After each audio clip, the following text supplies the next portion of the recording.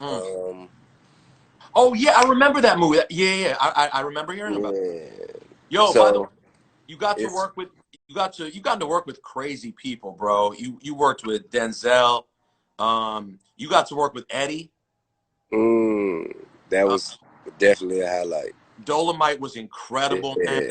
What a you must Love feel being honored to part be of it. part of it. Huh? You must feel honored just to be a part of it. That thing was Man, special. absolutely, man. I mean, it was just like a fucking dream. It was a fucking dream. It was phenomenal. Yo, what's You he know what like? I mean? Take You me. know what I'm What's saying? Eddie like, bro? Eddie cool as shit. Is he regular? I well, last thing you do is call that motherfucker regular, but I mean, shit, he was just cool as shit, man. You know what I'm saying? Like he came in there getting his, you know what I'm saying, about the issue.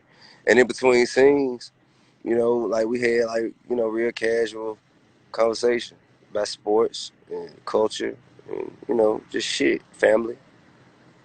Have uh have you ever stopped? Like, do you? I know you've been used to this, man. You've been doing this for a long time.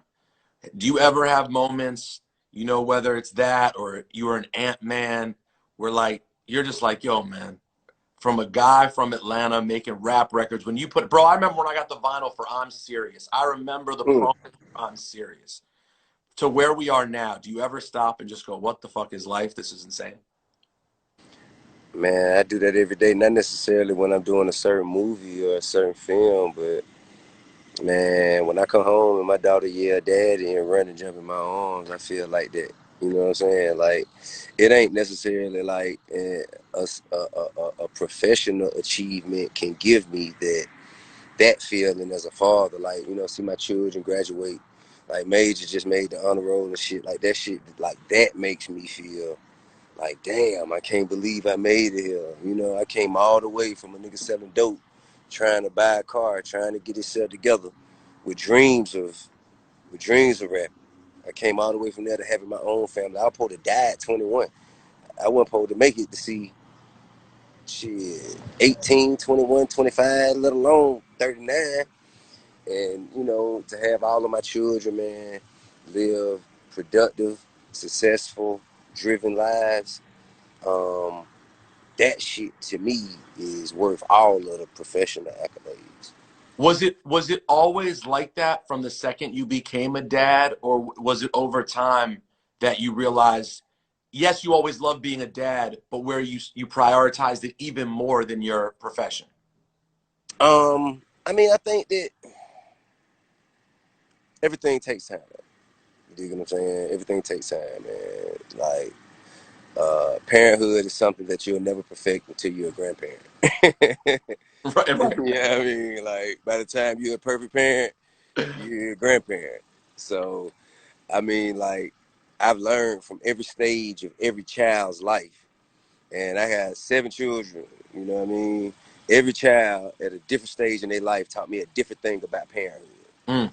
And so, of course, I can play with a different set of skills now with my youngest daughter than I played with when I was with my oldest son or Neek Neek or Deja or you know what I mean. Um, but I think everything is like it's all like steps to take to for a fantastic journey.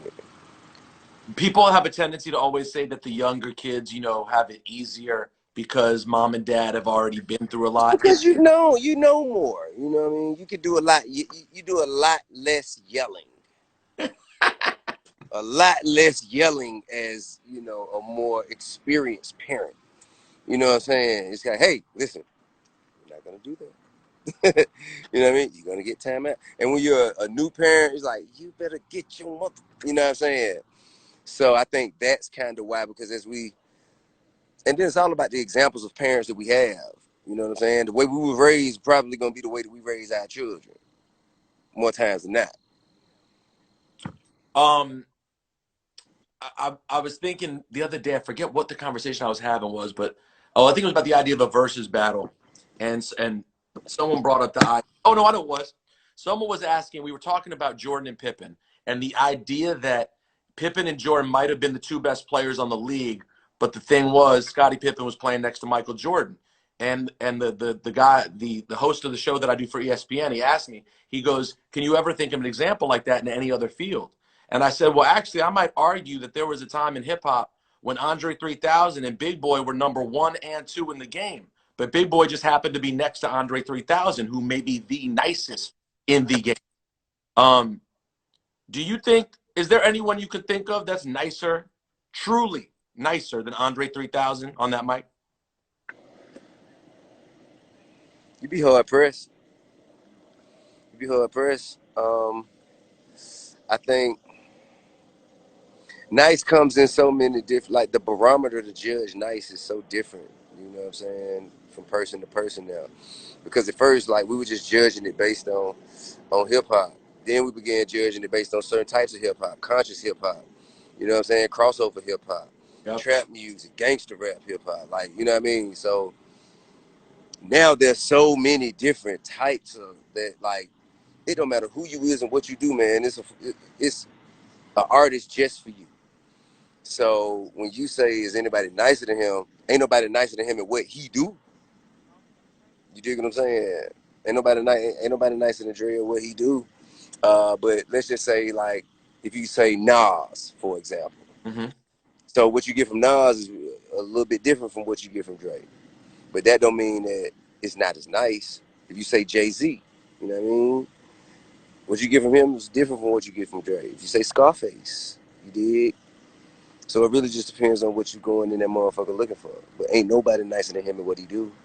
Yeah, it's so rare though, and you're actually in this category too. Though the guys who are, like 5 tool players, who can really do it all, can really do the street shit, but can really do. I mean, like for me, honestly, Tip, for all the hard records you made, like if I'm sitting there making a mix of your music, I'm putting on Why You Wanna. You know what I'm saying?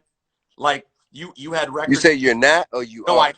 I love that fucking record. Like you make Oh. your records that exist in that space work. And a lot of people, that's rarefied air to be in, where you can do emotional records, street records, chick records. That there aren't a lot of people that do that. Right. I mean, I think that it depends on what parts of your life you like to share. You know what I'm saying? I think what made me so versatile was you know what I'm saying, I live so many parts of life. You know what I mean? Like I did the trap shit. You know, I got down, had my little run-ins in the streets and all that old shit. And when I got into the actual the record industry, I moved around and experienced a lot of things in my career in a short period of time. And then I fell in love. You know what I'm saying? I fell in love young as a new uh, uh, uh, star budding millionaire. You did, which gave me a whole nother set of experiences. And then I was a father. I always, I had my first child and my first album in the same year. You Mm. did. So, and then I continued to kind of like have children as I release albums. So you kind of like just notice Almost per album, but yeah. a significant growth, man. Consistent, like growth that is ever present when you got a person that's kind of like living life and a diversified life and has things to share.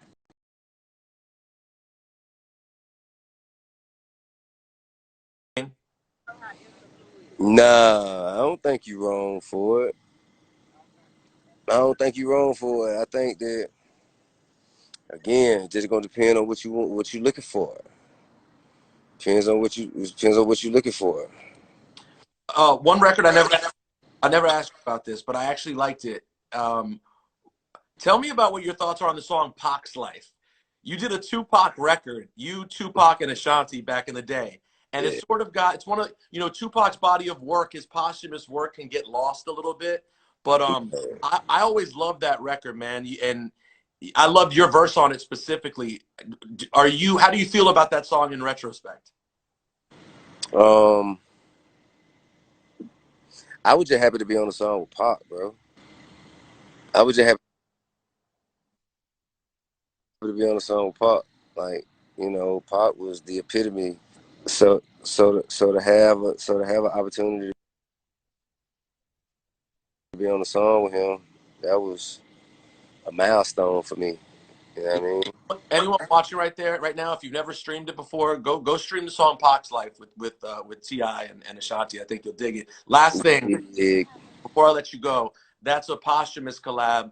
Is there one living collaboration out there that could happen that you have not done yet that you really would? Man, I don't know. I want to do a record with man, I want to do a record with Stevie Wonder. I want to do a record with like Stevie Wonder, Ty Dolla Sign. You know what I'm saying? Like I like soulful shit. You know what I mean? Because that's what gonna make me dig deep and kind of like produce the kind of experience and energy that I need. You know, to live up to that moment. Have you ever met Stevie? Yeah, several times. Really? What's he like? He cool as shit. He's a different level, bro. He's someone I don't even know if I don't know if I could be cool around Stevie Wonder, He man. cool as shit, man. I was celebrating his birthday last week, and you dig into his catalog, it's the craziest thing ever, man. There may be nobody better than Stevie. He's right up there. Man, shit, he a goat, a Yeah, god in this shit. that's that. He's a legitimate, not overstated goat. All right, last thing before I let you get out of here. Hmm. What do you have coming out? You got music coming? I know that the TV show. Yeah, yeah, I'll probably do something. I'll probably throw some shit out there in a minute, sooner than later. How I don't soon? know. I don't know. I don't know. And I ain't making no promises when I feel like it. Don't anybody's shit at this point. You drop when you want to drop. Yeah, when I feel like it. By the time I'm gonna do you just like State's been doing y'all about opening shit back up. We open this shit up. We feel like we'll tell you one day. Then when we change it, we might just change. Yeah, just hang on. Hey, Tip, listen, man, you and your family be safe, man. Thanks for making time, bro. All right, man. Love and respect. Always, bro. Appreciate you. Hey, I will tell you this. What? Got a chance to hook up with Hype Williams to shoot a video. Okay, bye-bye. See? Really? What's the video? What's the song? Tell us something. What's the song called? All right. Well, that is T.I. tomorrow night, same time, 9 o'clock, the one and only Kevin Hart right here on Complex Open Late. Follow me at Rosenberg Radio. I'm Peter Rosenberg. Have a truly great night.